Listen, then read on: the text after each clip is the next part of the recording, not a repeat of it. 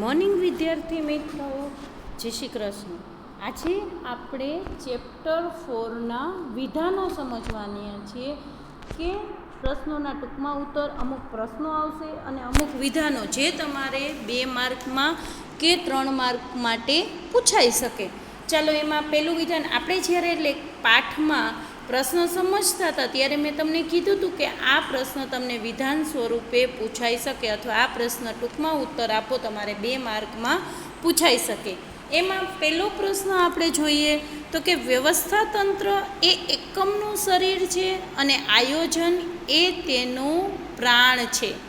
શું કહે છે? વ્યવસ્થાતંત્રને એકમનું શરીર ગણવામાં આવે છે અને આયોજનને તેનો પ્રાણ ગણવામાં આવે છે. આપણે આયોજન એટલે શું, વ્યવસ્થાતંત્ર એટલે શું, એ દરેક વિશે આગલા વિડીયોમાં સમજી ગયા છીએ.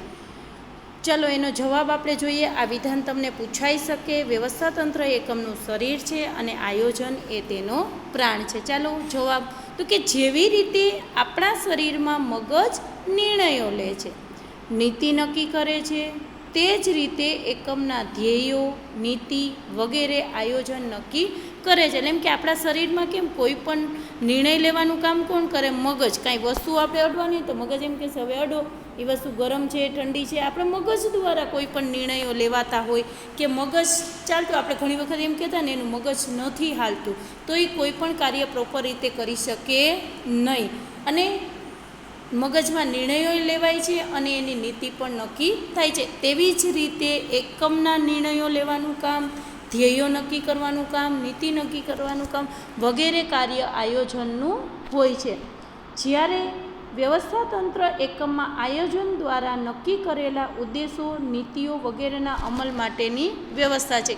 એટલે કે આયોજનમાં ધ્યેયો, નીતિ અને ઉદ્દેશો નક્કી થાય છે, તો વ્યવસ્થાતંત્ર શું કરે છે? એ નીતિ અને ઉદ્દેશોને અમલમાં મૂકવાનું કામ કરે છે. બીજો મુદ્દો, જેવી રીતે મગજ દ્વારા લેવાયેલા નિર્ણયોના અમલીકરણનું કાર્ય શરીર કરે છે. એટલે કે મગજમાં જે કાંઈ નિર્ણયો લેવાય છે એનું અમલ કરવાનું કાર્ય શરીર કરે છે. તેવી જ રીતે આયોજન દ્વારા લેવાયેલા નિર્ણયોનો અમલ વ્યવસ્થાતંત્ર દ્વારા થાય છે. એટલે એમ કે જેવી રીતે આપણે શરીરમાં કંઈ પણ કાર્ય કરવું છે તો એ નિર્ણય મગજ દ્વારા લેવાય છે કે આ કાર્ય કરવાનું છે, આવી રીતે કરવાનું, તો એ મગજ નિર્ણયો લે છે એ પ્રમાણે શરીર એનો અમલ કરે છે. તેવી જ રીતે આયોજનમાં જે કાંઈ નિર્ણયો લેવાય છે એનો અમલ વ્યવસ્થાતંત્ર દ્વારા થાય છે. આથી કહી શકાય કે વ્યવસ્થાતંત્ર એ એકમનું શરીર છે અને આયોજન એ એકમનો પ્રાણ છે. ચાલો બીજું વિધાન, તો કે સત્તા અને જવાબદારી વિભાજન એ વ્યવસ્થાતંત્રનો પાયો છે, સમજાવો. તો કે સત્તા અને જવાબદારીનું જે વિભાજન કરવામાં આવે છે એને વ્યવસ્થાતંત્રનો પાયો ગણવામાં આવે. સત્તા અને જવાબદારી જો યોગ્ય રીતે વહેંચવામાં આવી હશે તો વ્યવસ્થાતંત્ર યોગ્ય રીતે કાર્ય કરી શકશે અથવા વ્યવસ્થાતંત્ર યોગ્ય રીતે પાર પડી શકશે.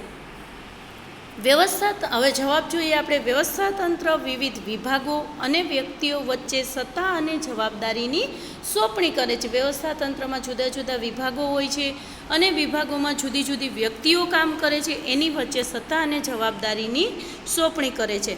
વ્યવસ્થાતંત્રમાં સત્તા અને જવાબદારીની વચ્ચે સમતુલા જળવાવી જોઈએ. એટલે કે કર્મચારીની યોગ્ય પ્રમાણમાં સત્તા અને જવાબદારીની સોંપણી થવી જોઈએ. એટલે કે વ્યવસ્થાતંત્રમાં જ્યારે કર્મચારીઓને સત્તા અને જવાબદારીની વહેંચણી થાય છે એ વહેંચણી યોગ્ય પ્રમાણમાં થવી જોઈએ. જેમ કે જરૂર કરતાં પણ વધુ સત્તા સોંપાય તો એ સત્તાનો દુરુપયોગ થાય છે.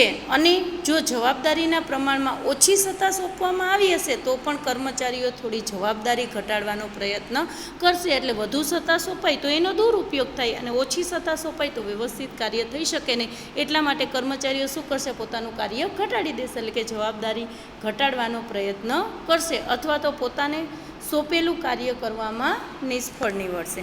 આમ વ્યવસ્થાતંત્રમાં સત્તા અને જવાબદારી વચ્ચે સમતુલા જળવાવી જોઈએ. તેથી જ કહી શકાય કે સત્તા અને જવાબદારીનું વિભાજન એ વ્યવસ્થાતંત્રનો પાયો છે. વ્યવસ્થાતંત્રની યોગ્ય રીતે પાર પાડવા માટે સત્તા અને જવાબદારી વચ્ચે સમતુલા જળવાવી જોઈએ. એટલે જ આપણે કહી શકીએ કે સત્તા અને જવાબદારીનું વિભાજન એ વ્યવસ્થાતંત્રનો પાયો છે. હવે ત્રીજું વિધાન છે કે વૈધિક અને અવૈધિક વ્યવસ્થાતંત્રો એકબીજાના પૂરક છે. અથવા તો અવૈધિક વ્યવસ્થા તંત્ર એ વૈધિક વ્યવસ્થા તંત્રનો પડછાયો છે. જ્યારે આપણે વૈધિક અને અવૈધિક સમજતા હતા ત્યારે મેં તમને કીધું હતું કે આ વિધાન સમજાયું હતું કે આવું વિધાન તમને પૂછાઈ શકે. તો કે જે વ્યવસ્થા તંત્રની રચના વિધિસર રીતે થાય તેને વૈધિક વ્યવસ્થા તંત્ર કહે છે. આપણે કારણ કે એનો અર્થ જેની રચના વિધિસર રીતે કરવામાં આવી હોય તેવા વ્યવસ્થા તંત્રને વૈધિક વ્યવસ્થા તંત્ર કહે છે. રૈખિક વ્યવસ્થા તંત્ર, કાર્યાનુસાર વ્યવસ્થા તંત્ર અને શ્રેણિક વ્યવસ્થા તંત્ર એ શું છે? વૈધિક વ્યવસ્થા તંત્રો છે. એટલે કે વૈધિક વ્યવસ્થા તંત્રના પ્રકારો છે રૈખિક, કાર્યાનુસાર અને શ્રેણિક. વળી દરેક વિભાગ, બીજું પોઈન્ટ, વળી દરેક વિભાગના વિભાગીય અધિકારીઓ પોતાના વિભાગની સંપૂર્ણ જવાબદારી સંભાળતા હોવાથી તેમનો કાર્યબોજ વધે છે. પરિણામે તેઓ વિકાસ અને સંશોધનના કાર્યો કરે છે. આપણે એમ કીધું કે જે વ્યવસ્થા તંત્રની રચના વ્યવસ્થિત રીતે કરવામાં આવી હોય તેવા વ્યવસ્થા તંત્રને રૈખિક વ્યવસ્થા તંત્ર કહે છે. હવે બીજું તો કે રૈખિક વ્યવસ્થા તંત્ર, કાર્યાનુસાર વ્યવસ્થા તંત્ર અને શ્રેણિક વ્યવસ્થા તંત્ર એ વૈધિક વ્યવસ્થા તંત્રના પ્રકારો છે. હવે બીજો પોઈન્ટ તો કે આવા વ્યવસ્થા તંત્રમાં સત્તા અને જવાબદારીની સોંપણી પણ કેવી રીતે થયેલી હોય? વિધિસર રીતે. જ્યારે અવૈધિક વ્યવસ્થા તંત્ર એ શું હોય? તો કે આપોઆપ અને સ્વયંભૂ રીતે ઉદ્ભવતું હોય છે. એટલે કે જ્યારે અવૈધિક વ્યવસ્થા તંત્રની રચના વિધિસર રીતે થતી નથી, એની રચના સ્વયંભૂ અને આપોઆપ રીતે થાય છે. જ્યાં જ્યાં વ્યક્તિઓ એકબીજાના સંપર્કમાં આવે છે ત્યાં તેમની વચ્ચેના આંતર સંબંધોને કારણે અવૈધિક વ્યવસ્થા તંત્ર અસ્તિત્વમાં આવે છે. એટલે કે જ્યાં જ્યાં વ્યક્તિઓ એકબીજાના સંપર્કમાં આવશે ત્યાં ત્યાં તેમની વચ્ચેના આંતરિક સંબંધો વિકસશે. એને કારણે અવૈધિક વ્યવસ્થા તંત્ર અસ્તિત્વમાં આવે છે. તેની રચના વૈધિક વ્યવસ્થા તંત્રના દરેક માળખામાં સ્વયંભૂ થાય છે. તે વ્યવસ્થા તંત્રમાં કાર્ય કરતી વ્યક્તિઓના એવા સંબંધો દર્શાવે છે કે જે વિધિઓ કે નિયમો પર નહીં પરંતુ વ્યક્તિગત ગુણો, વલણો, અભિરુચિ, પૂર્વગ્રહ વગેરે ઉપર આધારિત હોય છે. એટલે કે એની વચ્ચેના સંબંધો વિધિઓ કે નિયમોને આધારે નક્કી થતા નથી પરંતુ એકબીજાના વલણો, અભિરુચિ અને પૂર્વગ્રહ ઉપર આધારિત હોય છે. શ્રી હિક્સ અને ગુલેરના મતે અવૈધિક વ્યવસ્થા તંત્ર એ વૈધિક વ્યવસ્થા તંત્રનો પડછાયો છે. કારણ કે વૈધિક વ્યવસ્થા તંત્રમાં કામ કરતી વ્યક્તિઓ વચ્ચે અવૈધિક વ્યવસ્થા તંત્ર અસ્તિત્વમાં આવે છે. વૈધિક વ્યવસ્થા તંત્રમાં જ તેનો ઉદ્ભવ થાય છે અને વૈધિક વ્યવસ્થા તંત્ર વગર અવૈધિક વ્યવસ્થા તંત્ર ટકી શકતું નથી. એટલે કે વૈધિક વ્યવસ્થા તંત્ર રચાયેલું હોય તો જ અવૈધિક વ્યવસ્થા તંત્ર, એટલે કે એની સાથે સહકર્મચારીઓ કામ કરે છે ત્યારે એની સાથે અવૈધિક સંબંધો ઉદ્ભવતા હોય, એટલે કે અવૈધિક વ્યવસ્થા તંત્ર રચાતું હોય છે. એટલે આપણે વૈધિક વ્યવસ્થા તંત્ર એ અવૈધિક વ્યવસ્થા તંત્રનો પડછાયો છે કે વૈધિક અને અવૈધિક વ્યવસ્થા તંત્ર એકબીજાને પૂરક છે, એકબીજા સાથે જોડાયેલા છે. પછી ચોથો પ્રશ્ન આવે છે શ્રેણિક વ્યવસ્થા તંત્રની મર્યાદા શું છે? એ આપણે શ્રેણિક વ્યવસ્થા તંત્ર સમજ્યા ત્યારે જોયું હતું. ચાલો એકવાર આપણે રીડિંગ કરી લઈએ. તો એમાં પહેલું તો કે આ વ્યવસ્થા તંત્રમાં કર્મચારીને પ્રોજેક્ટ મેનેજર અને પોતાના ખાતાના વડા તરફથી હુકમો અને સૂચનો મળે છે. તેથી હુકમની એક વાક્યતાના સિદ્ધાંતનો ભંગ થાય છે. તો કે એમાં બે પ્રકારના પોતાના ખાતાના વડા અને પ્રોજેક્ટ મેનેજર બંનેના હુકમો અને સૂચનાઓનું પાલન કરવું પડે છે. એટલે હુકમની એક વાક્યતાના સિદ્ધાંતનો ભંગ થાય છે. બીજું, આ વ્યવસ્થા તંત્રનું માળખું પ્રોજેક્ટ અને કાર્યાનુસાર બંનેનું મિશ્રણ છે. તેથી આ માળખું કેવું છે? જટિલ અને મુશ્કેલ છે. ત્રીજું, આ વ્યવસ્થા તંત્રમાં સંકલન અને સહકારના પ્રશ્નો ઉદ્ભવે છે. ચોથું, તો કે આ વ્યવસ્થા તંત્ર કેવું છે? ખર્ચાળ છે. કારણ કે નવી ટેકનોલોજી પ્રોજેક્ટરો ઉપર કાર્ય કરવાનું હોય છે. આ વ્યવસ્થા તંત્રમાં નિર્ણયો લેવામાં વિલંબ થાય છે. છઠ્ઠું, આ વ્યવસ્થા તંત્રમાં પ્રોજેક્ટ મેનેજર અને રૈખિક અધિકારી વચ્ચે સંઘર્ષના પ્રશ્નો ઉપસ્થિત થાય છે. એટલે કે રૈખિક અધિકારી એટલે કે વિભાગના જે અધિકારી છે એની વચ્ચે અને પ્રોજેક્ટ મેનેજર, કારણ કે જ્યારે પ્રોજેક્ટ માળખામાં કેવું હોય તો કે જ્યારે જરૂર પડે ત્યારે જે વિભાગમાંથી જે વ્યક્તિની જરૂર હોય એવા અલગ અલગ વિભાગમાંથી અલગ અલગ વ્યક્તિઓને મેળવી અને પ્રોજેક્ટ ઉપર કાર્ય કરવાનું હોય છે. પ્રોજેક્ટ પૂરો થાય તરત બધાને પોતાના વિભાગમાં જતું રહેવાનું હોય છે. તો ક્યારેક રૈખિક અધિકારી અને પ્રોજેક્ટ મેનેજર વચ્ચે સંઘર્ષ પણ ઊભો થતો હોય છે. ચાલો પછીનો પ્રશ્ન, 5મો પ્રશ્ન છે, વિકેન્દ્રીકરણ ક્યારે શક્ય બને છે? તો આપણે વિકેન્દ્રીકરણ એટલે ખબર છે, સપાટીઓના આધારે સત્તાને શું કરવાની? વિકેન્દ્રિત કરવાની. ઉચ્ચ સપાટીથી તળ સપાટીઓ સુધી સત્તાની વહેંચણી કરવી. મોટા એકમોમાં વિકેન્દ્રિત સત્તાનો ખ્યાલ સફળતા અપાવી શકે. જો નાના એકમો હોય તો અહીંયા કેન્દ્રીકરણ અપનાવવામાં આવે છે, જ્યારે મોટા એકમોમાં વિકેન્દ્રીકરણ અપનાવવામાં આવે છે, જેથી એકમ સફળ થઈ શકે. જ્યારે ઉચ્ચ સંચાલકોનો બોજો ઓછો કરવાની જરૂરિયાત જણાય, વિવિધીકરણ જરૂરી લાગે, સંચાલકોનો વિકાસ કરવો હોય કે અભિપ્રેરણને ઉત્તેજન આપવું હોય, ત્યારે વિકેન્દ્રીકરણ જરૂરી બને છે. જ્યાં ખૂબ જ નાના પાયા પર વ્યવસ્થા તંત્રની રચના કરવાની હોય તેમજ ધંધાના રહસ્યોની જાળવણી ચુસ્ત રીતે રાખવી જરૂરી હોય, ત્યાં વિકેન્દ્રીકરણ ઉપયોગી નીવડે છે. એટલે કે નાના પાયા ઉપર વ્યવસ્થા તંત્રની રચના કરવી હોય, રહસ્યોની જાળવણી ચુસ્ત રીતે રાખવી જોઈએ, એટલે કે રહસ્યોની જાળવણી રાખવાની હોય ત્યારે વિકેન્દ્રીકરણ ઉપયોગી નીવડે નહીં. ચાલો એના પછીનો પ્રશ્ન આવે છે, સત્તા સોંપણી શા માટે કરવી પડે છે? તો કે સત્તા સોંપણી જેમ જેમ એકમના કદમાં વધારો થતો જાય તેમ સંચાલકો કે ઉચ્ચ અધિકારીઓ એકમની તમામ કામગીરી ઉપર જાતે દેખરેખ રાખી શકતા નથી.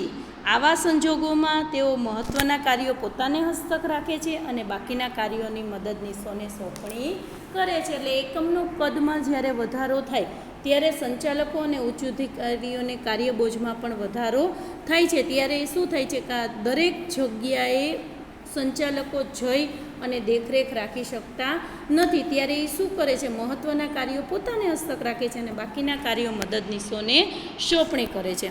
મદદનીશો પોતાના કાર્યો અસરકારક રીતે પૂર્ણ કરી શકે તે માટે તેમને કાર્ય કરવા માટેની સત્તા પણ સોંપવી પડે છે, જેને સત્તા સોંપણી કહે છે. એટલે કે મદદનીશો પોતાના કાર્યો સારી રીતે પાર પાડી શકે એ માટે કાર્ય માટેની સત્તા સોંપવી પડે છે, જેને સત્તા સોંપણી કહે છે. આપણે સત્તા સોંપણી સમજ્યા ત્યારે આપણે ડિટેલમાં સમજાતા. પછી છે એના પછીનો પ્રશ્ન હતો કે વ્યવસ્થા તંત્ર એ આયોજિત ધ્યેયને પાર પાડવાનું માળખું છે, સમજાવો. જ્યારે ધ્યેયને સિદ્ધ કરવા અનેક લોકો કાર્ય કરતા હોય ત્યારે કયા કાર્યો કરવાના છે, કોણે કયું કાર્ય કરશે, કોણ હુકમ આપશે, હુકમનો અમલ કોણ કરશે, વગેરે બાબતો અંગે ચોક્કસ સ્પષ્ટતા અને સમજ હોવી જોઈએ. તો કે વ્યવસ્થા તંત્રનું માળખું એટલે જ રચવામાં આવે છે કે કોણ કયા કાર્યો કરશે, કેવી રીતે કરશે, એને કોણ હુકમ આપશે, કોણ એનો અમલ કરશે, એની સ્પષ્ટતા માટે જ માળખું રચવામાં આવતું હોય અને આ કાર્ય વ્યવસ્થા તંત્ર દ્વારા થાય છે. આથી કહી શકાય કે વ્યવસ્થા તંત્ર એ આયોજિત ધ્યેયને પાર પાડવાનું માળખું છે. પછીનો પ્રશ્ન છે, માનવીનું શરીર એ વ્યવસ્થા તંત્રનું ઉત્તમ ઉદાહરણ છે, કેવી રીતે?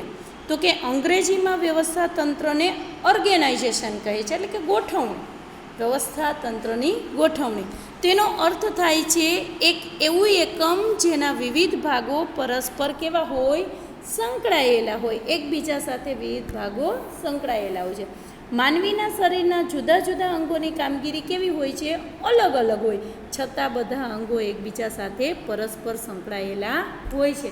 તેથી કહી શકાય કે માનવીનું શરીર એ વ્યવસ્થા તંત્રનું ઉત્તમ ઉદાહરણ છે. આપણે જોઈએ કે માનવીના શરીરના જુદા જુદા હાથ, પગ, માથું, નાક, કાન, પેટ બધા પોતપોતાનું કાર્ય કરે છે. બધા અંગો અલગ અલગ છે, છતાં બધા અંગો શું છે? એકબીજા સાથે જોડાયેલા છે. એથી તેને માનવીના શરીરને વ્યવસ્થા તંત્રનું ઉત્તમ ઉદાહરણ કહેવામાં આવે છે. પછીનો પ્રશ્ન છે, સત્તા સોંપણીને કારણે ઉચ્ચ અધિકારીના કાર્યબોજમાં ઘટાડો થાય છે. એટલે કે જો સંચાલકો કે અધિકારીઓ બધા જ કાર્યો જાતે કરવાનો આગ્રહ રાખે તો તેઓ નાના નાના કામોમાં અટવાઈ જશે અને આયોજન, સંશોધન અને વિકાસ, અંકુશ વગેરેના મહત્ત્વના કાર્યો પ્રત્યે યોગ્ય ધ્યાન આપી શકે નહીં. એટલે કે સંચાલકો જો બધી જ સત્તા પોતાને હસ્તક રાખે, બધા જ કાર્યો પોતે કરવાનું રાખે તો શું કરશે? નાના નાના કાર્યોમાં પોતે અટવાઈ જશે, તો મહત્ત્વના કાર્યો ઉપર ધ્યાન આપી શકશે નહીં. મહત્ત્વના કાર્યોમાં આપણે જોઈ શકીએ કે આયોજન કરવાનું હોય, સંશોધન, વિકાસ, અંકુશ, એ મહત્ત્વના કાર્યો છે, એના ઉપર તો ધ્યાન આપી શકે નહીં. સત્તા સોંપણીને કારણે સંચાલકો કે અધિકારીઓ તેમના અમુક કાર્યો મદદનીશોને સોંપી દે છે, જેથી એના કાર્યભારમાં ઘટાડો થાય છે. કાર્યભારમાં ઘટાડો થાય તો નાના નાના કામો મદદનીશોને સોંપી અને પોતે મહત્ત્વના કાર્યો પોતાને હસ્તક રાખે છે. પરિણામે તેમના કાર્યબોજમાં ઘટાડો થાય છે. આથી તેઓ મહત્ત્વના કાર્યો પ્રત્યે પોતાનું ધ્યાન કેન્દ્રિત કરી શકે છે.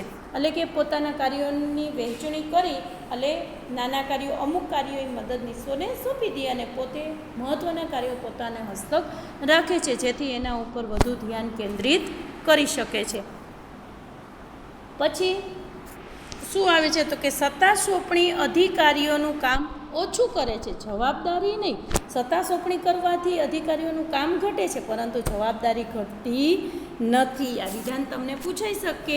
એમાં જ્યારે સંચાલક પાસે પોતે કરી શકે તેના કરતાં વધુ કામ આવી પડે ત્યારે તે પોતાનું થોડુંક કામ અન્ય વ્યક્તિને સોંપે છે. એટલે શું કરે, જ્યારે સંચાલક પાસે પોતે કરી શકે તેના કરતાં વધુ કામ આવી પડે તો એ શું કરે છે, પોતાનું થોડુંક કામ અન્ય વ્યક્તિને સોંપે છે.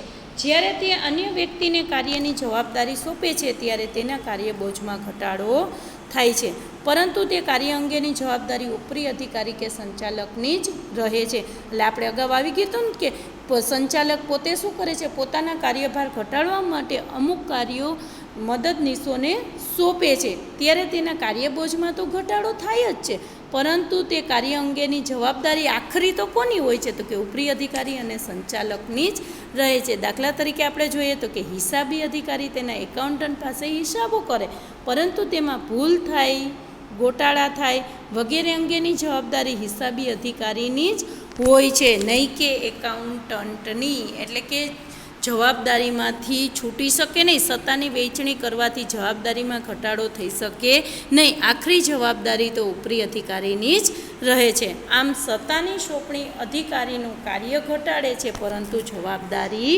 નહીં એમ કહી શકાય, કારણ કે કાર્ય ઓછું થાય છે પણ એની જવાબદારી ઘટતી નથી, કારણ કે આખરી જવાબદારી તો ઉપરી અધિકારી કે સંચાલકોની જ રહે છે.